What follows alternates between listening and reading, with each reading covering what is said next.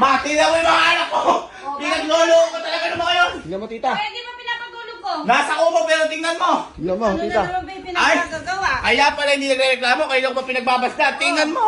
Tingnan mo, niloloko ka naman ngayon. Napaka-pilpiloso po naman ngayon. Tingnan mo kasi! Tingnan mo! Ayan o! Tingnan mo o! Nakakurtinang kumot pero pasukin mo sa loob. Bala kami sinasabi ko. Tingnan mo! Ano yung pinagkagagawa ng mga yun? Pasukin mo, tingnan mo. Tingnan mo. Grabe, no? Oh! Eh bakit Oh. ba naka-aircon pa kayo? Pwede ba pinapatulog ko kayo? Naka-aircon pa! Naka-aircon pa! O bakit? Buhay prinsipe kayo?